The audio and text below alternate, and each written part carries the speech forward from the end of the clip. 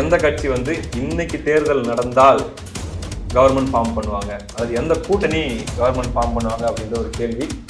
பார்த்தீங்கன்னா இது வரைக்கும் கேட்கப்பட்ட கேள்விகளுக்கும் இதுக்கு அடுத்து வரப்போகிற கேள்விகளுக்கும் பார்த்தீங்கன்னா சம்பந்தம் இருக்குன்னு சொல்லலாம். அதே சமயத்தில் இதுக்கு முன்னாடி சொன்னது அவங்களுடைய மனசுல இருந்து அவங்களுடைய எக்ஸ்பீரியன்ஸ் அடிப்படையில் அவங்க சொன்ன ஒப்பீனியன். இது வந்து அவர்களுடைய கணிப்பு. தமிழ்நாட்டுடைய லா அண்ட் ஆர்டர், திமுக ஆட்சியில் சட்டம் ஒழுங்கு எப்படி இருக்கிறது அப்படிங்கிறது குறித்த கேள்வி, ரொம்ப முக்கியமான கேள்வி. இந்த கேள்விக்கு 53 விழுக்காடு பேர் திருப்தி இல்லை அல்லது ரொம்ப மோசம் சொல்றாங்க. தமிழ்நாட்டை இன்னைக்கு பிடிச்சி ஆட்டி வைக்கிற ஒரு பேய் கூட சொல்லலாம். கள்ளச்சாராயத்திலிருந்து, போதைப் பொருட்கள்லேருந்து, இல்லீகல் ட்ரக்ஸ்லேருந்து எல்லாமே நம்ம கேள்விப்பட்டிருக்கிற செய்திகளாகட்டும், அதில் மாட்டக்கூடிய நபர்களாகட்டும் ஒன்னொன்னும் அப்படின்றது. இந்த விஷயங்கள்ல திமுக அரசு கோட்டை விட்டு விட்டது அப்படின்னு சொல்ல வரீங்களா? ஆமா, சரியில்லை அப்படின்னு சொல்லி கேட்டவங்கள பாதி பேர் ஆமாங்க. திமுக இந்த போதை மற்றும் தடை செய்யப்பட்ட போதைப் பொருட்கள் இது மாதிரியான விஷயங்களை கட்டுப்படுத்துறாங்க அப்படிங்கிறத வரையும் 22 பேர் மட்டும்தான் ஏற்றிருக்காங்க. மீதி 80 பேர் பக்கம் இதுக்கு எதிரான கருத்தை சொல்லியிருக்காங்க அப்படின்னு தான் நம்ம எடுத்துக்க முடியும் இல்லையா? அரசுடைய நேரடி கட்டுப்பாட்டில் இருக்கக்கூடிய அரசு பள்ளிக்கூடங்கள்லயே இது வந்து இன்றைக்கு வந்து மிகப்பெரிய ஒரு சவாலாக வந்திருக்கு. சிட்டிக்கு ஒன்று தாம்பரத்தில் இருக்கிற 2-3 government school teachers, lady teachers சொல்கிறாங்க, அந்த ஸ்கூல் தெரு வழியாக போகிறதுக்கு எங்களுக்கு பயமாக இருக்குது. ஸ்கூலுக்கு உள்ளே போகிறது தெரு வழியாக போகிறதுக்கு எங்களுக்கு பயமாக இருக்குது. கேப்பபிளான எதிர்கட்சியாக வருவதற்கான தகுதியை பிஜேபி பெற்றுவிட்டதா, அந்த அளவுக்கு வந்துட்டாங்கன்னு நீங்க நினைக்கிறீங்களா அப்படின்னு சொல்லி கேட்டுருக்கீங்க. சொல்ல முடியாதுன்னு சொல்றவங்க தான் ரொம்ப அதிகமா இருக்காங்க. என்ன காரணம்? இவங்க வந்து பதில் தெரியாதவங்க மட்டும் இல்ல, பேச விருப்பமே இல்லை அப்படின்னு தன்னை முன்னிலைப்படுத்தி அங்கே இந்த பிரஸ் மீட் மாதிரி அரசியலை கொடுத்து அங்கே நாம் அரசியல் களமாடணும் அப்படின்னு இருக்கக்கூடிய ஒரு நிர்பந்தம் இருக்கக்கூடிய ஒரு தலைவர் வந்து சீமான். ஆனால் அந்த நிர்பந்தம் எதுவுமே இல்லாமல் முழுக்க முழுக்க மொத்த அதிகாரத்தையும் கொடுத்து பணத்தையும் கொடுத்து இக்கட்சியை நான் தன்னை மட்டுமே வளர்த்து கொண்டிருக்கின்ற ஒரு தலைவராக இருக்கக்கூடியவர் இந்த இப்பொழுது இருக்கக்கூடிய பாரதிய ஜனதாவுடைய மாநில தலைவர் அப்படின்ற ஒரு சூழலில் அவர் இந்த கட்சியை வளர்த்திருக்கிறாரா என்றால் தன்னை வளர்த்திருக்கிறார். கட்சியை வளர்த்திருக்கிறாரா என்றால் பிரஸ் மீட்டில் வளர்த்திருக்கிறார், ட்விட்டரில் வளர்த்திருக்கிறார், சமூக வலைதளத்தில் வளர்த்திருக்கிறார் அப்படின்னு தான் சொல்லுவாங்க. ரொம்ப முக்கியமான கேள்வி. நம்ம அடிக்கடி வீடியோக்கள் போட்டு நம்ம பேசிக்கிட்டு இன்னைக்கு பல விவாதங்கள்லாம் கூட நடக்க வேண்டியது நடக்காம போயிட்டு இருக்கிற பல விஷயங்கள் உள்ளடக்கிய ஒரே கேள்வி ஒரு வரியில கேட்டுறேன். உங்களுடைய கருத்து என்ன? அதாவது தமிழ்நாட்டுடைய லா அண்ட் ஆர்டர், திமுக ஆட்சியில் சட்டம் ஒழுங்கு எப்படி இருக்கிறது அப்படிங்கிறது குறித்த கேள்வி, ரொம்ப முக்கியமான கேள்வி. இந்த கேள்விக்கு என்ன பதில் வந்திருக்கு அப்படிங்கிறது, திருப்தியாக இருக்கிறது அப்படின்னு சொல்லி 19.5 விழுக்காடு, ஏதோ பரவாயில்ல அப்படின்னு சொல்லி ஒரு 15 விழுக்காடு. இப்போ ரெண்டையும் சேர்த்தோம்னா எவ்வளவு வரும்? ஒரு 34 விழுக்காடு சொல்லலாம். 34லேருந்து 35 விழுக்காடு சட்டம் ஒழுங்கு பரவாயில்ல அப்படின்னு சொல்லியிருக்காங்க. மீதி 65 விழுக்காட்டை சேர்ந்தவர்கள் கிட்டத்தட்ட பார்த்தீங்கன்னா திருப்தி இல்லை, ரொம்ப மோசம் அப்படின்னு சொல்றவங்க 53 விழுக்காடு. 53 விழுக்காடு பேர் திருப்தி இல்லை அல்லது ரொம்ப மோசம்னு சொல்றாங்க. அடுத்த கேள்வியும் அடிக்கடி விவாதிக்கப்படுற, தமிழ்நாட்டை இன்னைக்கு பிடிச்சி ஆட்டி வைக்கிற ஒரு பேயின்னு கூட சொல்லலாம். கள்ளச்சாராயத்திலிருந்து, போதைப் பொருட்கள்ல இருந்து, இல்லீகல் ட்ரக்ஸ்ல இருந்து எல்லாமே நம்ம கேள்விப்பட்டிருக்கிற செய்திகளாகட்டும், அதுல மாட்டக்கூடிய நபர்களாகட்டும் ஒன்னொன்னும் அப்படி இருந்திருக்கு. இந்த விஷயங்கள்ல திமுக அரசு கோட்டை விட்டு விட்டது அப்படின்னு சொல்ல வரீங்களா அப்படின்ற ஒரு கேள்வி. இதை கட்டுப்படுத்த தவறி விட்டது, சரியில்லை அப்படின்னு சொல்றீங்களான்னா ஆமா சரியில்லை அப்படின்னு சொல்லி 46 விழுக்காடு பேர், கிட்டத்தட்ட 45.48 45.448 விழுக்காடு மக்கள் வந்து கேட்டவங்கள பாதி பேர் ஆமாங்கன்னு சொல்லியிருக்காங்க. சரியில்லைங்க, கட்டுப்படுத்த தவறிட்டாங்க அப்படின்னு சொல்லி சொல்லியிருக்காங்க. இல்லை நான் இதை ஏற்கல, ஓரளவுக்கு நல்லா தான் பண்ணியிருக்காங்க அப்படின்ட்டு வெறும் 22 பேர் வந்து கட்டுப்படுத்தி கண்ட்ரோலாக தான் கொண்டு போகிறாங்க அப்படிங்கிற மாதிரியும், எல்லாம் சொல்ல முடியாதுங்க அப்படிங்கிற மாதிரி ஒரு பதில், ஒரு மழுப்பலான பதிலை வந்து ஒரு 25 விழுக்காடு. அப்போ திமுக இந்த போதை மற்றும் தடை செய்யப்பட்ட போதைப் பொருட்கள் இது மாதிரியான விஷயங்களை கட்டுப்படுத்துறாங்க அப்படிங்கிறத வெறும் 22 பேர் மட்டும்தான் ஏற்றிட்டு இருக்காங்க. மீதி 80 பேர் பக்கம் இதுக்கு எதிரான கருத்தை சொல்லியிருக்காங்க அப்படின்னு தான் நம்ம எடுத்துக்க முடியும் இல்லையா? மிக மிக முக்கியமான இந்த 2 விஷயங்கள், ஒன்று சட்டம் ஒழுங்கு, இன்னொன்று போதை. ரெண்டுமே பாத்தீங்கன்னா ஒண்ணுக்கு ஒண்ணு தொடர்பு கூடியது. கரெக்ட். இங்க இது அதிகமா இருந்தா அது அங்க மோசமா இருக்குன்ற ரிஃப்ளெக்ஷன் தான். அதாவது இங்க போதை கலாச்சாரம் அப்படின்றது வந்து நம்ம ஆரம்பத்திலும் சொல்லிட்டு இருக்கோம். என்னன்னா, இதை கட்டுப்படுத்துவதற்கு இந்த அரசாங்கம் ஒரு திடமான ஒரு அரசாங்கமாக இருக்கிறதா, உறுதியான ஒரு அரசாங்கமாக இருக்கிறதா? ஏன்னா இரும்பு கரம் அப்படின்றத வந்து பல முறை நம்முடைய முதலமைச்சர் பயன்படுத்தி நம்ம பார்த்துருப்போம். ஆனால் உண்மையிலேயே அந்த இரும்பு கரம் என்பது செயல் வடிவத்தில் இருக்கிறதா அப்படின்னு கேட்டிங்கனாக்க இங்கே எந்த அளவுக்கு வந்திருக்கு அப்படின்னா அரசு பள்ளிக்கூடங்கள் வரைக்கும், தனியார் பள்ளிக்கூடங்கள் என்ன நடக்குதுன்னு நம்மளால சொல்ல முடியல. அரசு பள்ளிக்கூடங்களில் ஓரளவுக்கு கண்காணிக்க முடியும். தனியார் பள்ளிக்கூடங்களில் அவங்க தனித்தனியார் நிர்வாகங்கள் இருக்காங்க, அதனால நம்ம அதுக்குள்ளே நம்ம நிறைய போக முடியல. பட் அரசு பள்ளிக்கூடங்கள், அரசுடைய நேரடி கட்டுப்பாட்டில் இருக்கக்கூடிய அரசு பள்ளிக்கூடங்கள்லேயே இது வந்து இன்றைக்கு வந்து மிகப்பெரிய ஒரு சவாலாக வந்திருக்கிறது. சிட்டிக்கு ஒன்றும் இல்லை, தாம்பரத்தில் இருக்கிற ஒரு 2-3 government school teachers, lady teachers சொல்கிறாங்க, அந்த ஸ்கூல் தெரு வழியாக போகிறதுக்கே எனக்கு பயமாக இருக்குது. ஸ்கூலுக்குள்ளே போகிறத விடுங்க, தெரு வழியாக போகிறதுக்கே எங்களுக்கு பயமாக இருக்குது. அடுத்த கேள்வி நான் படிச்சிடுறேன், அதோட சேர்ந்து உங்க கருத்து சொன்னீங்கன்னா சரியா இருக்கும். ஏன்னா இது 3மே ஒன்னோட ஒன்று தொடர்புடையது. 2 மட்டும் இல்லை, போதை, சட்டம் ஒழுங்கு, பெண்கள் பாதுகாப்பு, 3 ஒன்னோட ஒன்று தொடர்புடையது. அப்போ 3வது கேள்வி இதுல என்ன வருது அப்படின்னா, இப்போ நீங்க சமீபத்தில் கேள்விப்பட்டு இருக்கிற இந்த செய்திகள் அடிப்படையில் இப்போ 2025 பிப்ரவரி படி தமிழ்நாட்டு மக்களுடைய மனநிலை என்ன? முக்கியமான கேள்வி. அதாவது எதிர்கட்சிகள் தொடர்ச்சியாக திமுகவை இந்த ஆட்சியில் பெண்களுக்கு பாதுகாப்பு இல்லைன்னு சொல்லிட்டே இருக்கிறாங்களே, இதை நீங்கள் ஏற்கிறீர்களா அப்படின்னு சொல்லி மக்கள்கிட்ட போய் கேட்குறோம். 100 பேர்கிட்ட போய் கேட்குறீங்க. ஒரு உதாரணத்துக்கு 100 பேர்கிட்ட கேட்டதுல ஆமாங்க பெண்களுக்கு பாதுகாப்பே இல்லைங்க இந்த ஆட்சியில் அப்படின்ட்டு 50 பேர் சொல்லியிருக்காங்க. 50 பேர் ஒரே கேட்டகரியில் வந்துட்டாங்க. ஆமா, எதிர்கட்சிகள் சொல்றது உண்மைதான், பெண்களுக்கு பாதுகாப்பு இல்லை அப்படின்னு சொல்லி. வெறும் 15 அல்லது 15.86 அப்படின்னும் போது 16 விழுக்காட்டு கூட வச்சுக்கலாம். 16 விழுக்காட்டை சார்ந்தவர்கள் ஆமா பெண்கள் பாதுகாப்பாக தான் இருக்காங்க அப்படின்ற மாதிரியும், அதெல்லாம் வெளியே சொல்ல முடியாது அல்லது சொல்ல விருப்பம் இல்லைங்க அப்படின்றவங்க ஒரு 20 விழுக்காடு. அது ஏன் 20 விழுக்காடுன்னா, நீங்க புகார் கொடுத்த பெண் மீதுடைய எஃப்ஐஆர் டீட்டெயிலே வெளியே விடுவீங்க. அந்த பெண்ணையே வந்து நீ ஏமா புதர் பக்கம் போன அப்படின்னு அவங்களே நீங்க கேள்வி கேட்பீங்க. அதே மாதிரி திமுக கொடியை வைத்து அந்த கட்சியுடைய கொள்கை கோட்பாடுகளை வந்து கடைபிடித்த அந்த இளைஞர்கள் கார்ல வந்து அந்த கொடியை வச்சுட்டு போனவங்களை வந்து துரத்திட்டு போனாங்களே அந்த பெண்கள்லாம் போலீஸ் கஸ்டடியில வச்சு நீங்க பேட்டியே கொடுக்க வைப்பீங்க அக்யூஸ்ட. இதுல அப்படின்றதெல்லாம் பார்க்கும்பொழுது அது மட்டும் இல்லாம அந்த புகார் கொடுத்த அந்த பெண்ணுடைய கார் டீட்டெயில்ஸ் எல்லாத்தையும் வெளியிடுறாங்க, பேர்ல இருந்து எல்லாத்தையுமே வெளியிடுறாங்க.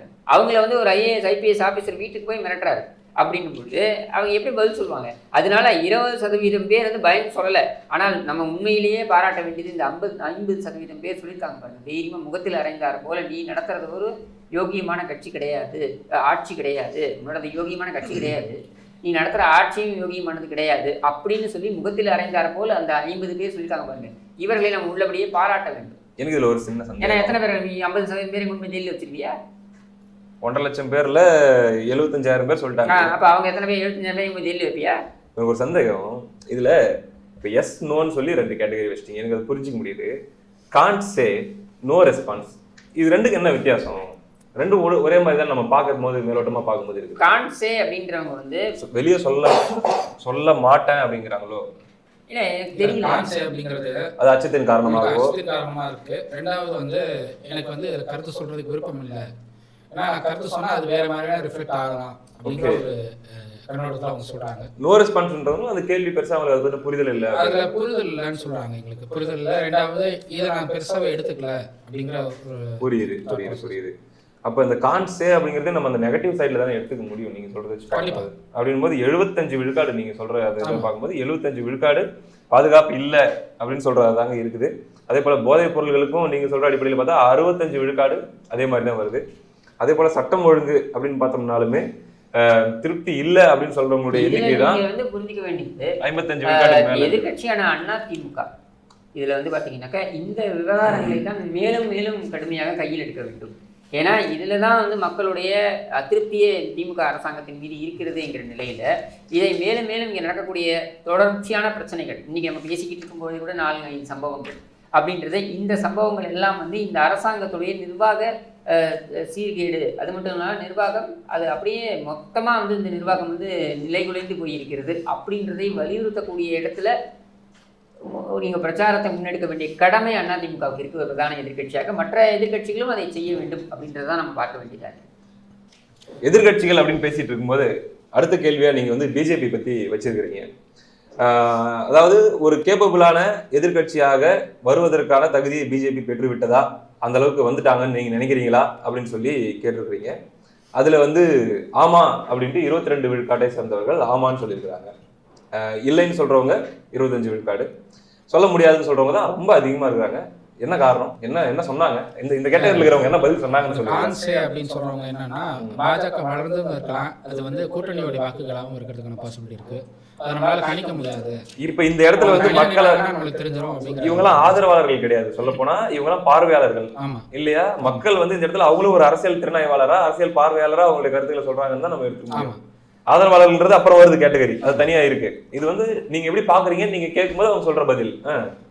இதுல வந்து அது கூட்டணி வாக்குகளாகவும் இருக்கலாம், பாஜக வாக்குகளாக இருக்கலாம். ஆனா பாஜகவுக்கு எவ்வளவு வாக்குகள் இருக்கு அப்படிங்கிறது தனித்து அவங்க நின்னாதான் தெரியும் அப்படிங்கிற ஒரு மைண்ட் செட்ல இருக்கிறவங்க இந்த கான்சே 30% சொல்றாங்க. அப்போ இப்படி எடுத்துக்கலாமா? 22 விழுக்காடு ஆமாங்க பாஜகவுடைய செயல்பாடுகள் நல்லா தெரியுற மாதிரி இருக்குது ஒரு எதிர்கட்சியாக அப்படிங்கிற மாதிரியும், இல்லைன்னு ஒரு 25 விழுக்காடும், சொல்ல முடியாதுங்க நீங்க சொன்ன அந்த ஃபேக்டர்ஸ்லாம் அடிப்படையில் ஒரு 30 விழுக்காடும், பதிலே சொல்ல விருப்பம் இது தெரியலீங்க சரியா அதெல்லாம் வந்துச்சா இல்லையான்னு தெரியலீங்கன்ற மாதிரி இருக்கு. பாஜக பத்தி பேசாதீங்கன்னு சொல்றவங்க அந்த 21% இருக்காங்க. நோ ரெஸ்பான்ஸ் இல்லையா? அதை பத்தி பாஜக பத்தி எங்ககிட்ட பேசாதீங்க அப்படிங்கிற ஒரு மைண்ட் ப்ராசஸ். ஓ, இவங்க வந்து ஜஸ்ட் பதில் தெரியாதவங்க மட்டும் இல்ல, பேச விருப்பமே இல்லை விருப்பமே இல்லை அப்படின்னு சொல்றவங்களும் இருக்காங்க. சரி, ஓகே. அடுத்து அண்ணாமலை அவர்களுடைய செயல்பாடுகள் தமிழ்நாடு பாஜகவுடைய வளர்ச்சிக்கு உதவி இருக்கிறதா? இது ரொம்ப முக்கியமான கேள்விங்க. ஏன்னா இன்னைக்கு வந்து அண்ணாமலை அவர்கள் வந்த பிறகுதான் தமிழ்நாடு பாஜக தகன்னு மின்னுது அப்படின்ட்டு சிரிக்காதீங்க அப்படின்னு சொல்லி ஒரு பரவலான புரிதலே வந்து பாத்தீங்கன்னா பாஜகவை சார்ந்த நண்பர்கள் மத்தியில் இருக்குது. நான் கூட அதை நம்புறேன். அண்ணாமலை அவர்கள் எப்பவுமே ஒரு வெளிச்சத்துல இருக்காரு, வெளிச்சத்துல வச்சுக்கிறாரு அவங்களுடைய கட்சி ஆகட்டும். அவரே அரசியல்னு சொல்லுவோம். அதாவது பிரஸ் மீட் அரசியல் என்பது என்னன்னா, ஒரு அரசியல் தலைவர் தன்னுடைய கட்சியை வளர்ப்பதற்கு தன்னிடம் வந்து ரிசோர்ஸ் இல்லை.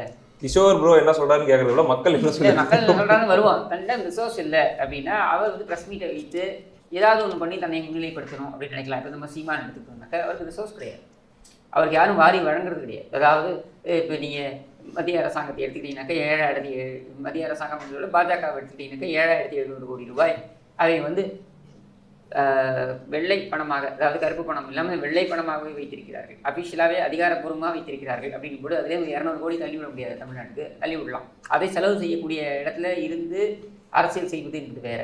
ஆனால் அது மாதிரி எதுவுமே இல்லாமல் தன்னை முன்னிலைப்படுத்தி அங்கே இந்த ப்ரெஸ் மீட் மாதிரி அரசியலுக்கு கொடுத்து அங்கே நாம் அரசியல் களமாடணும் அப்படின்னு இருக்கக்கூடிய ஒரு நிர்பந்தம் இருக்கக்கூடிய ஒரு தலைவர் வந்து சீமான். ஆனால் அந்த நிர்பந்தம் எதுவுமே இல்லாமல் முழுக்க மொத்த அதிகாரத்தையும் கொடுத்து பணத்தையும் கொடுத்து நீ கட்சியை வளருன்னு சொன்னால் தன்னை மட்டுமே வளர்த்து கொண்டிருக்கின்ற ஒரு தலைவராக இருக்கக்கூடியவர் இந்த இப்பொழுது இருக்கக்கூடிய பாரதிய ஜனதாவுடைய மாநில தலைவர் அப்படின்ற ஒரு சூழலில் அவர் இந்த கட்சியை வளர்த்திருக்கிறாரா என்றால் தன்னை வளர்த்திருக்கிறார். கட்சியை வளர்த்திருக்கிறாரா என்றால் பிரஸ் மீட்டில் வளர்த்திருக்கிறார், ட்விட்டரில் வளர்த்திருக்கிறார், சமூக வலைதளத்தில் வளர்த்திருக்கிறார் அப்படின்னு தான் சொல்லுவாங்க. வந்திருக்கிற பதிலை நம்ம பார்த்துடலாம். ஆமாங்க, பாஜகவுடைய வளர்ச்சிக்கு தமிழ்நாட்டில் அவருடைய பங்களிப்பு நல்லாவே இருக்குது அப்படின்னு சொல்லி 40 விழுக்காடு பேர் சொல்லியிருக்காங்க. 44 விழுக்காடு பேர் இல்லை, அந்த அவரால் கட்சி வளர்றதுலாம் சொல்ல முடியாது என்றும், 12 விழுக்காடு கான்சே அப்படின்றவங்களும், ஒரு 3 விழுக்காடு பதில் சொல்லவே விருப்பம் இல்லை, அதாவது அதை பற்றி பேசாதீங்க அப்படின்னு சொல்றவங்களும் ஒரு 3 விழுக்காடு பேரும் இருக்காங்க. 12% கான்சே ஏன் வருது அப்படின்னா மூத்த தலைவர்கள் பல பேர் இருக்காங்க. ஓகே, அந்த பங்களிப்பும் இதில் இருக்கு, அண்ணாமலை மட்டுமே கிடையாது. அதனால யாருடைய பங்களிப்புல அது வளர்ந்துருக்குன்னு சொல்ல முடியாது. அது வளர்ச்சி ஆட்டோமேட்டிக்காக வரத்தான் செய்யும். ஒரு கட்சி தனியாக இருந்தாலும் சரி, தனி அலைன்ஸ் போட்டுருந்தாலும் சரி, வளர்ச்சி இருக்கத்தான் செய்யும். அதனால திமுக அதிமுகன்னு போயிட்டு இருந்தாங்க, இப்போ தனித்தனியாக நிற்கிறப்போ அந்த வளர்ச்சி இருக்கு. அதாவது அவர் எதுவுமே பண்ணலை அப்படின்னு சொல்லக்கூடியவர்கள் 44%, மற்றவர்களும் செய்திருக்கலாம் அப்படின்னு சொல்லக்கூடியவர்கள் 12%. இது ரெண்டுத்தையும் ஆட் பண்ணிக்கினாலே 56% வந்துருது. 56% பேர் வந்து முற்றிலுமாக இவருடைய பங்கு எதுவும் பெருசா இல்லை அப்படின்றதான் சொல்லியிருக்காங்க. சரி, எனக்கு இந்த இடத்துல நான் வெளிப்படையாகவே கேட்கணும்னு நினைக்கிறேன், ஸ்பிக் மீடியா நெட்வொர்க் கிட்டே கேட்கணும்னு நினைக்கிறேன். இப்போ எதிர்கட்சிகள் அப்படின்னும் போது அதிமுக கூட்டணி NDA அப்படின்னு கொண்டு வந்திருக்கீங்க, நாம் தமிழர் இந்த இடத்துல இல்லையே. இந்த கேள்வி, நாம் தமிழர் வந்து நம்ம சர்வே எடுக்கிற டைம்ல அவங்களுக்கு வந்து ஒரு மாநில கட்சி அங்கீகரிக்கப்படலை. அவங்க அந்த குழப்பம் இருந்துகிட்டே இருந்தது நம்மளுக்கு. அவங்க மாநில கட்சி அங்கீகரிப்பாங்களா இல்லையா? ஏன்னா 8% வாங்கிட்டாங்க அவங்க ஓட் பேங்க், நல்ல க்ரோத் அவங்களுக்கு. பட் ஸ்டில் எலெக்ஷன் கமிஷனுடைய பதில் என்னவா இருக்க போகுது அப்படிங்கிற ஒரு கன்ஃபியூஷன் இருந்தது. ஸோ அதனால அந்த கன்ஃபியூஷன் கம்ப்ளீட்டாக முடியட்டும். அதுக்கப்புறம் வந்து நெக்ஸ்ட் செட் ஆஃப் சர்வேல நம்ம எடுத்தது வந்து டிசம்பர்ல இருந்து ஜனவரி வரைக்கும், டிசம்பர் டு பிப்ரவரி மிட் வரைக்கும் எடுத்திருக்கோம். இப்போ அடுத்து ஜூன்ல வந்து 1.0 அப்படின்னா இப்போ நீங்க மாநாட மாறுபாடா சீசன் 1, சீசன் 2, சீசன் 3 வந்ததுல அந்த மாதிரி இதுவும் வந்து பாத்தீங்கன்னாக்கா நம்ம வந்து அடுத்தடுத்த சீசன் வரப்போகுது, அடுத்தடுத்த இதை நம்ம கொடுக்கலாம். இப்போ இந்த சர்வேயோட பேரே நீங்க ஃபேட் ஆஃப் தமிழ்நாடுன்னு வச்சிருக்கீங்க. தமிழ்நாட்டின் தலையெழுத்து 1.0 ஃபர்ஸ்ட் வெர்ஷன். இதுல ஃபுல்லா இருக்கிறது வந்து 2025 பிப்ரவரிக்கான நிலவரம். அடுத்து இதோடைய 2வது வெர்ஷன் 2.0 வரப்போகுதுன்னு சொல்றீங்க. எந்த மாதத்துல வரும்னு எதிர்பார்க்கலாம்? அது நம்ம ஜூலை லாஸ்ட்ல ஆகஸ்ட்ல ஸ்டார்ட் பண்றோம். மேக்ஸிமம் அக்டோபர்ல.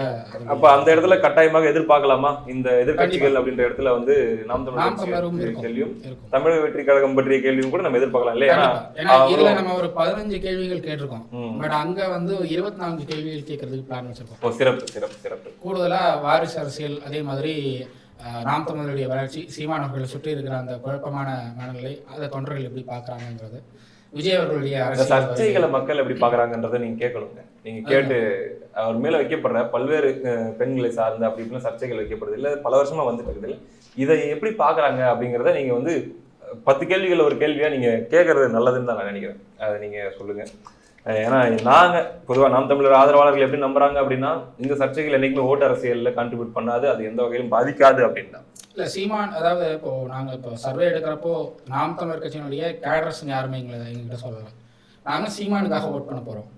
சீமான் என்ன சொன்னால் அங்கே கட்சியில் இருக்கிறாங்கன்னு கூட அவங்க சொல்ல முடியாது, சொல்ல மாட்டேங்கிறாங்க. நாங்கள் கட்சியில் இருக்கோங்கிறதெல்லாம் யாருமே சொல்ல மாட்டேங்கிறாங்க. இப்போ ஏடிஎம்கேலையோ டிஎம்கேலையோ இல்லை டிவிகேலையோ நாங்கள் வந்து பார்ட்டியில் இருக்கோம் அப்படிங்கிறாங்க. பிஜேபியில் கேட்டாலும் நாங்கள் பார்ட்டி மெம்பர் அப்படிங்கிறாங்க. நாம் தமிழர்களை அப்படி யாருமே சொல்கிறதில்ல. சீமான் என்ன சொன்னால் நாங்கள் எதையுமே செய்யறதுக்கு தயார் அப்படிங்கிற ஒரு இடத்துல இருந்து அவங்க பேசுகிறாங்க. ஸோ அப்படி இருக்கிறப்போ அவங்க பார்ட்டி கேட்ரஸா இல்லையாங்கிறது நம்மளால சொல்ல முடியல. இந்த குழப்பம் இருக்கிறது காரணமாக தான் வந்து அந்த கேள்வி வேணாம், இப்போதைக்கு வேணாம், செகண்ட் செட் ஆஃப் சர்வேல போவோம் அது அப்படின்னு சொல்லி ட்ராப் பண்ணிடுது. கண்டிப்பாக 2வது சர்வேல நாங்கள் அதை எதிர்பார்ப்போம். மக்களுடைய கணிப்பு இவங்க இப்போ நடந்தா இவங்க தான் வருவாங்கன்னு நான் நினைக்கிறேன்னு சொல்லி அவங்க சொல்ற இன்னைக்கு அவங்க பார்க்குற செய்திகள் அடிப்படையில் அவங்களுடைய கணிப்பு அப்படி எடுத்துக்கலாமா? கூட்டணிகள்லாம் அவங்க பார்த்துட்டு நடந்தா இவங்க வரலாம் அப்படின்ற மாதிரி கணிக்கிறாங்க. ஓகே, அந்த அடிப்படையில ரொம்ப முக்கியமான கேள்வி ஹரிஷ் பிரதர், நீங்களே சொல்லுங்களேன். நீங்களே இதை படிச்சு இது நீங்க எங்களுக்கு எக்ஸ்பிளைன் பண்ணுங்க. ஏன்னா இவ்வளவு நேரம் வந்ததெல்லாம் நெகட்டிவா இருக்க மாதிரி இருக்குது. ஆனா நீங்க இந்த கேள்வி பாத்தீங்கன்னா அப்படியே மாறுது. எதனால அப்படின்றத நீங்க கேள்வியும் படிச்சு அது விளக்கத்தையும் கொடுத்து நீங்க சொல்லுங்களேன். எந்த ஆட்சி, எந்த கட்சியோ இல்லை எந்த அலைன்ஸ் வந்து ஆட்சிக்கு வரணும்னு நீங்க நினைக்கிறீங்க அப்படிங்கிறதுக்கான கேள்வி இது. இதில் வந்து கூட்டணி இன்னைக்கு இருக்கிற அலைன்ஸ், அதாவது இன்னைக்கு திமுக கூட்டணியில் யார் இருக்காங்களோ அந்த அலைன்ஸ், ஏடிஎம்கேல அதிமுக, தேமுதிக, எஸ்டிபி, இந்த கட்சிகள் இன்னைக்கு இருக்கிற அப்படியே இருக்கிற, ஆமாம் இன்னைக்கு அப்படியே இருக்கிற அலைன்ஸ். அதே மாதிரி என்டிஏல இன்னைக்கு பிஎம்கே இருக்காங்க, மற்ற ஓபிஎஸ், டிடிவி இவங்கெல்லாம் இருக்காங்க. அந்த அலைன்ஸ் அப்படியே கன்டினியூ ஆச்சுன்னா யார் வருவாங்க அப்படின்னு நீங்க நினைக்கிறீங்கன்னு கேட்டதுக்கு அப்போ மக்கள் கொடுத்துருக்கிற பதில் இது 39.28. அவங்களுக்கு தான் அதிகமாக கொடுத்துருக்காங்க. திமுக கூட்டணி தான் வரும். எவ்வளவு வாங்கியிருந்தாங்க அவங்க அதை பாருங்க. ஏன் இப்போ 2019 56% விழுக்காடுகள் நம்ம பெற்றிருந்தாங்க அவங்க, சரியா? இந்திய அலையன்ஸ் அது தேஞ்சி நீங்கள் 2021 தேர்தலில் எவ்வளோ வந்துச்சு? 48 என்னமோ வந்துச்சுன்னு நினைக்கிறேன். அண்ட் 2024 தேர்தலையும் அதே 46 என்னமோ. ஸோ அது கீழே விழுந்துட்டே வருது. 2024 தேர்தல் நம்ம இதுல எடுத்துக்க முடியாது. நாடாளுமன்ற தேர்தல் அதுதான் நீங்க 2020 நேத்து நாடாளுமன்ற தேர்தலுக்கு நீங்க நடத்திட்டு இன்னைக்கு சட்டமன்ற தேர்தல் நடத்தினாலும் ரெண்டுக்கும் அப்படியே மாறும். பட் நான் என்ன சொல்ல வரேன்னா, நீங்க 2021 தேர்தல் நீங்க அளவுகோலா எடுத்தீங்கன்னா 15 விழுக்காடு பக்கம் நீங்க டோட்டலா குறைஞ்சிருக்குன்னு நீங்க சொல்ல வரீங்க. ஆமா, ஆனா நீங்க இதுல பார்க்க வேண்டியது என்னன்னா 39 விழுக்காடுக்கும் 31 விழுக்காடுக்கும் இருக்கக்கூடிய அந்த டிஃபரன்ஸ். அதிமுக 31 நீங்க சொல்றது வந்து 31 நீங்க சொல்றது அதிமுக இருக்கக்கூடிய அதிமுக, தேமுதிக, எஸ்டிபிஐ இந்த கூட்டணி மட்டும்தான். அப்போ நீங்க 31 அப்படின்றது இங்க 13 கட்சிகளை வைத்துக்கொண்டு அவங்க 39% அப்படின்றாங்க. ஆனா இங்க 3 கட்சிகள் 31. இந்த 31 யாரோட வேணா கூட்டணி போலாம். விஜய் வெயிட்டிங்ல விஜய் இருக்காரு. நீங்க சீமான் கிட்ட எல்லாம் பேசிட்டு இருக்காங்கன்ற மாதிரி செய்தி கேள்விப்படுறோம். சீமான் வரணும்ன்றது என்னுடைய எதிர்பார்ப்புன்னு வைங்கள. அது வந்து சீமான் விட்டுப்பாரா இல்லையான்றது அவருடைய கட்சி, அவருடைய தொண்டர்கள் முடிவு செய்ய வேண்டியது. ஆனா நம்ம எதிர்பார்ப்போம்ல. அப்ப சீமான் வரலாம், பாஜக வரலாம், யாருனாலும் வரலாம். யார் வந்தாலுமே என்னை பொறுத்த வரைக்கும் எடப்பாடி பழனிசாமி அவர்கள் சொன்னதுதான் நான் வந்து இதுவா சொல்றேன். தலைமை என்ன சொல்கிறது? அதிமுக தலைமை மிக தெளிவாக சொல்கிறது. என்ன? திமுக எதிர்ப்பு வாக்குகள் என்பவை சிதறாமல் அது வந்து ஒன்றிணைக்கப்பட வேண்டும் அப்படின்றதுல மாற்று கருத்து. திமுக எதிர்ப்பு வாக்குகள் சிதறாம போச்சுன்னா இன்னைக்கு திமுக 39 அப்படின்னா மீதி இருக்கிறதுல ஒரு 45 விழுக்காடு வந்தாலே கவர்மெண்ட் ஃபார்ம் பண்ண போறாங்கன்றதான் நான் பார்க்க முடியுது. அதனால இன்னைக்கு இருக்கிற கூட்டணிகள் இப்படியே தொடர்ந்து தேர்தல் நடந்து வந்தால் யார் வெற்றி பெறுவார்கள், அது வெற்றி பெற வேண்டும் என்று நினைக்கிறீர்கள் என்று வரும்போது 39 விழுக்காடு திமுக கூட்டணிக்கும் 31 விழுக்காடு அதிமுக கூட்டணிக்கும். மற்றவர்கள் ஏன்னா இப்போ விஜயெல்லாம் வந்திருக்கிறதுனால அது 2.0 வந்து மற்றவர்களுடைய நம்பர்ஸ் டீட்டெயிலாக நம்ம சொல்லிக்கலாம். மற்றவர்கள் வந்து பார்த்தீங்கன்னா மீதி இடங்களையும் பெறுறாங்க அப்படி எடுத்துக்கலாமா? கண்டிப்பா. இந்த வரிசையில் அடுத்ததாக வரக்கூடிய கேள்வி ரொம்ப ஒரு இன்ட்ரெஸ்டிங்கான கேள்வி. ஏன்னா இதுக்கு முன்னாடி தேர்தல் 2024 நடந்த பார்லிமெண்ட் தேர்தலில் யாருக்கு ஓட்டு போட்டீங்க அப்படின்னு சொல்லி கேட்டிருக்காங்க. அதில் கேட்டதில் 40 விழுக்காடுக்கு மேற்பட்டவர்கள் திமுகவுக்கு ஓட்டு போட்டதாக சொல்லியிருக்காங்க. 40.38. ஆனா ஆக்சுவலா வந்தது எவ்வளவு? திமுக எவ்வளவு வாங்குச்சிங்க? 24 46. அப்ப ஒரு 6 விழுக்காடு இதுல வந்து கம்மியா தெரியுது. Okay right. ஏடிஎம்கே கூட்டணிக்கு ஓட்டு போட்டேன்னு சொல்லி ஒரு 24 விழுக்காடு பேர் சொல்லியிருக்காங்க. வந்தது 23. இது சரியா இருக்கு. பாஜக கூட்டணிக்கு ஓட்டு போட்டேன்னு சொல்றவங்க கிட்டத்தட்ட 26 விழுக்காடு பேர் இருக்காங்க. இது பாத்தீங்கன்னா பாஜக வாங்கின வாக்குகளை விட ரொம்ப அதிகமா இருக்கு. பாஜக 18% தான் பாஜக கூட்டணி வாங்குச்சு. ஆனா இங்க 26 அப்படின்னு 8 விழுக்காடு வாக்குகள் அதிகமா, அதாவது 8 விழுக்காட்டினர் அதிகமா பாஜக ஓட்டு போட்டதாக இந்த சர்வேல சொல்லியிருக்காங்க. அப்படின் போது நிறைய பேர் பாஜக ஓட்டு போட்டவங்கள தான் நீங்க சர்வே எடுத்தீங்களான்ற ஒரு கேள்வி வரும்ல, அந்த கேள்வி இருக்கு. ரெண்டாவது, நாம் தமிழர் கட்சிக்கு வந்து 5.56 விழுக்காடு தான். நீங்க எடுத்தவங்கல்ல 5.5% ஆட்கள் தான் நாம் தமிழருக்கு ஓட்டு போட்டவங்க. ஆனா நாம் தமிழர் வாங்கின வாக்குகள் அப்படின்னு பார்த்தோம்னா 8 விழுக்காடுக்கு மேல. சோ இதெல்லாம் இந்த இடத்துல இப்ப மிஸ் ஆகுது. இதனால அக்யூரசி பாதிக்கப்படாதா இந்த ரேஷியோவால? இல்லை, நம்ம இப்போ ரேண்டம் சாம்பிள்ஸ் தான் எடுத்துகிட்டு இருக்கோம். ரேண்டம் சாம்பிள்ஸ் எடுக்கும்போது உங்களுக்கு வந்து நம்பர் வைஸ் உங்களுக்கு இந்த நம்பர்ஸ்க்கும் ஃபைனல் நம்பர்ஸ்க்கும் வித்தியாசங்கள் நிறையவே இருக்கும். இப்போ இதே மாதிரி ஃபைனல் நம்பர் வராது. ரேண்டம் சாம்பிள்ஸ்லாம் உங்களுக்கு போன எலெக்ஷனில் நாங்கள் இவங்களுக்கு ஓட் போட்டோம் அப்படின்னு சொல்கிறவங்க எத்தனை பேர் இருப்பாங்க. ஆனால் அடுத்து வர எலெக்ஷனில் நாங்கள் இவங்களுக்கு தான் ஓட்டு போடுவோம் அப்படிங்கிற நம்பிக்கை கொடுக்க மாட்டாங்க. வேற ஒரு கட்சிக்கு உங்களுடைய வாக்குகள் இருக்கலாம். ஸோ அந்த ஃபைனல் நம்பர்ஸும் இந்த நம்பர்ஸும் மாறுபடும். ஆனால் போன எலெக்ஷனில் நாங்கள் இவங்களுக்கு தான் ஓட் பண்ணியிருக்கோம் அப்படின்னு சொல்கிறவங்க பாஜக கொஞ்சம் அதிகமாகவே இருக்காங்க. ஏன்னா நம்ம ரேண்டம் சாம்பிள்ஸ் எடுக்கிறோம். அதில் அப்படி வந்திருக்கு. நம்ம குறிப்பிட்ட கட்சிக்கு இவ்வளோ பேர் பண்ணியிருக்காங்க அப்படிங்கிறப்ப இந்த பர்சன்டேஜ் வைஸாக நம்ம எடுக்கல, ரேண்டமாக போய் எடுக்கிறோம். ரேண்டமாக போய் எடுக்கும்போது இந்த கட்சிக்கு இவ்வளோ பேர் வாக்களிச்சிருக்காங்க அப்படின்னு சொல்கிறத தான் நம்ம புரியுது. அடுத்து, who do you think will form the government? யார் ஆட்சி அமைப்பார்கள்? இன்னைக்கு தேர்தல் வந்தால் யார் ஆட்சி அமைப்பார்கள் அப்படிங்கும்போது மக்களை வந்து இந்த இடத்துல நீங்கள் வந்து கருத்து கணிப்பாளர்களாக மாத்துறீங்க. நீங்களே கருத்து கணிப்பு நிறுவனமா இருந்துகிட்டு கருத்து கணிப்பு எடுக்கும் போது மக்கள்கிட்ட உங்க கருத்து கணிப்பு என்ன அப்படின்னு சொல்லி நீங்க கேட்டுக்கிறீங்க. இப்ப நிறைய பேருக்கு என்ன மைண்ட்ல இருக்குன்னா, இப்ப நம்ம என்ன ஓட்டு போட்டாலும் நம்ம என்ன பேசினாலும் எனக்கு கமெண்ட் என்ன வருது, அதான் வரும். அந்த மனுஷங்க போய் 1000 ரூபாய் வாங்கிட்டு போட்டுருவாங்கப்பா. நான் அப்படி சிறுமைப்படுத்த விரும்பல வாக்காளத்துல. பட் இருந்தாலும் அப்படியான ஒரு எண்ண ஓட்டம் இங்க இருக்கு. சோ அந்த மாதிரியான, ஏன்னா அதை வச்சுதான் திமுக விளையாட நினைக்குது. இங்க என்னன்னா, நாங்கள் வந்து வலுவாக இருக்கிறோம், நாங்கள் 13 கட்சி கூட்டணி, நாங்கள் வந்து மக்களுக்கு நாங்கள் எதுவுமே நன்மை செய்யவில்லைன்னு கூட்டணி கட்சிகளே சொன்னாலும் கூட எங்களோட தான் அவர்கள் இருப்பார்கள், அதனால நாங்க ஜெயிச்சிருவோம், அரித்மெட்டிக் வச்சு நாங்க ஜெயிச்சிருவோம் சொல்ல.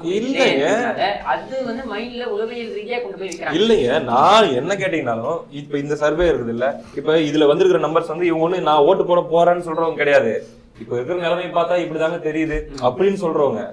அப்படின் போது என்ன கேட்டீங்கன்னாலும் நானும் அந்த மாதிரி தான் சொல்லுவேன். அதுதான் வந்து பாருங்க, இப்போ இன்னைக்கு தேர்தல் வந்து யார் ஜெயிப்பாங்க? திமுக தான் ஜெயிக்கும். திமுக கூட்டணி தான் ஜெயிக்கும். 37.63 விழுக்காடு வந்து யார்? ஒரே காரணம் என்னன்னா அந்த கூட்டணி, திமுகவுடைய ஆட்சியோ அல்லது திமுகவுடைய அந்த ஒற்றை கட்சியை சொல்ல மாட்டேங்கிறாங்க. திமுக சிறப்பான ஆட்சியை கொடுக்கிறது அப்படின்னு ஒரு கூட்டணி கட்சி தலைவர் சொல்றாங்க. வைகோ கூட சொல்ல மாட்டேங்கிறாரு. வைகோ கூட, ஏன்னா ஆகச்சிறந்த ஜால்ராவா தான் இருக்காரு. நீங்க வரிசைப்படுத்தினீங்கன்னா முதல் ஜால்ரா யாரு, ஜால்ரா நம்பர் 2 யாரு, ஜால்ரா நம்பர் 3 யாரு, 4 யாரு, 5 யாரு, இந்த 13 பேரை நீங்க இது பண்ணீங்கன்னா இதுல முதன்மை இடத்துல இருக்கக்கூடியது வைகோ. அதனால புரிஞ்சுக்கிறேன், அவங்களுடைய அந்த திமுகவுடைய ஒற்றை ஸ்ட்ராட்டஜி, அவங்களுடைய கூட்டணி கலைஞ்சிடக்கூடாது. அப்படியே கொண்டு போய் இந்த 24, 21, 19 இதெல்லாம் எப்படி நம்ம ஜெயிச்சோமோ அதே கூட்டணியை அழுங்காம குலுங்காம எடுத்துட்டு போனோம்னா கவர்மெண்ட் ஃபார்ம் பண்ணிடலாம். எதிரில் எந்த கூட்டணியும் சேராம பார்த்துக்கிட்டா போதும். இதுதான் அவங்களுடைய கால்குலேஷனா இருக்குது. அந்த கால்குலேஷன் பலித்தால் திமுக தான் ஆட்சியை கைப்பற்றுன்றது என்னுடைய கருத்தாகவும் இருக்குது. அதுதான் பெரும்பான்மையான மக்களும் சொல்லியிருக்காங்க. ஆனால் சப்போர்ட் வந்து குறைஞ்சிருக்கு. அவங்களுக்கு வந்து முன்னே நீங்கள் யார் ஆட்சிக்கு வரணும்னு விரும்புறீங்க அப்படின்னு சொன்ன இடத்துல வந்து 2% மேல இருந்துச்சு. இது வந்து கணிப்பு, இவங்க தாங்க ஜெயிக்க வாய்ப்பு இருக்கு இன்னைக்கு இருக்கிற நிலைமைன்னு சொல்லும்போது 37 விழுக்காடு திமுக கூட்டணிக்கும், 28 விழுக்காடு அதிமுகவுக்கும். இன்னைக்கு இவங்க வந்தாலும் வந்துருவாங்க, எடப்பாடி தலைமையில் ஆட்சி அமைஞ்சிரும் சொல்லி கணிக்கக்கூடியவங்க இருக்காங்க. இப்ப இருக்கிற கூட்டணியை வச்சு நாளைக்கு வேற கட்சிகள் சேரும்போது இந்த பெர்செப்ஷன் அதிகமாகும். இதுல நெக்ஸ்ட் நம்பர் பாருங்களேன், எனக்கு ரொம்ப வியப்பாவும் புரிஞ்சிக்கவும் முடியுது. புதுசா ஒருத்தங்க வராங்கன்னா எப்படி எல்லாரும் கணிக்கிறாங்க பாருங்க. 20 விழுக்காடு 20.5 விழுக்காடு மக்கள் வந்து என்ன சொல்லியிருக்காங்கன்னா, தமிழக வெற்றி கழகம் கவர்மெண்ட் ஃபார்ம் பண்ணிரும். இல்ல நான் கேலியே நம்ம பண்ண தேவையில்லை. ஆனா நான் திரும்பி சொல்றேன், மக்களை சிறுமைப்படுத்துவதோ கேலி செய்வதோ அது எதுவுமே நம்ம நான் பண்ண மாட்டேன். ஏன்னா என்னை பொறுத்தவரைக்கும் மக்கள் சிறந்த அறிவாளிகள். ஆனால் அதை எந்த அளவுக்கு பயன்படுத்துகிறார்கள் அப்படின்றதான் பார்க்க வேண்டியதா இருக்கு. அதாவது எமோஷனுக்கு இடம் கொடுத்து இது அறிவை பின்தள்ளுகிறார்களா அப்படின்றதான் பார்க்க வேண்டியதா இருக்கு. ஒரு தேர்தலையும் அது பார்க்க வேண்டியதா இருக்கு. அப்படி நீங்க பார்க்கும் பொழுது இது வந்து வெளியில காண்பிக்கக்கூடிய இந்த ஒரு வெளி தோற்றம்னு சொல்லுவாங்க இல்லையா, அந்த தோற்றத்தின் அடிப்படையில இந்த ஒப்பீனியன் வந்திருக்கலாம். பட் ஆக்சுவல்ஸ் நம்பர்ஸ்னு பார்க்கும்பொழுது இது வராது. இல்லைங்க, இது ஆக்சுவலி முதல்ல இந்த கேட்டகரியே என்ன தெரியுமா, இந்த இந்த இந்த சர்வே எடுத்த கேட்டகரி, இந்த தலைப்பே என்ன தெரியுமா, யார் ஜெயிப்பாங்கன்னு நினைக்கிறீங்க, யார் ஜெயிக்கணும்னு ஆசைப்படுறீங்கன்றது கிடையாது, யாருக்கு ஓட்டு போடுவீங்கன்றது கிடையாது, யார் ஜெயிப்பாங்கன்னு நினைக்கிறீங்க. விஜய் ஒரு பெரிய ஹீரோ வராரு, மாஸ் ஹீரோ, அவருக்கு தான். அப்ப நான் போட மாட்டேன், ஆனா நிறைய பேர் அவருக்கு தான் போட்டு ஜெயிப்பாங்க அப்படிங்கிற புரிதல் தானே அது. விஜயோடைய நீங்க கூர்ந்து கவனிச்சீங்கன்னாக்க விஜயோடைய இன்வெஸ்ட்மெண்ட் மொத்த முதலீடுமே எதுல இருக்கு அப்படின்னா, அவர் வந்து ஒவ்வொரு வீட்டுக்கும் தெரிந்த முகம். ஸோ அதுதான் அவர் வந்து அவருடைய மூலதனமா வச்சிருக்காரு. இப்போ நீங்க அவங்க சொல்றதே பாத்தீங்கன்னா, அவர் படத்துல நடிச்சிருந்தா அவர் பல 100 கோடி செலவு சம்பாதிச்சிருப்பாரு. இல்லைங்க, அரசியல் அவர் எதுக்குங்க அதையெல்லாம் விட்டுட்டு அரசியலுக்கு வரணும் அப்படின்னு யாரும் வந்து கூப்பிடலையே. இல்லைங்க, நீங்க எதனா வரையுங்க அரசியலுக்கு, அது என்ன பல 100 கோடி ரூபாய் சம்பாதித்திருப்பார், ஆனாலும் அரசியலுக்கு வந்திருப்பாரு. நான் சொல்றேன், நீங்கள் அங்க திரைத்துறையில தொடர்ந்து இருந்தீங்கன்னா 4000 கோடி ரூபாய் மதிப்பு உள்ள அந்த திரைத்துறையே கபலீகரம் செய்து தன்வயப்படுத்தி வைத்துள்ள உதயநிதி, இறந்த உதவாநிதி, இந்த உதவாநிதி உங்களை எந்த படமும் வர விட்டுருக்க மாட்டாங்க, உங்களை காலி பண்ணியிருப்பாங்க.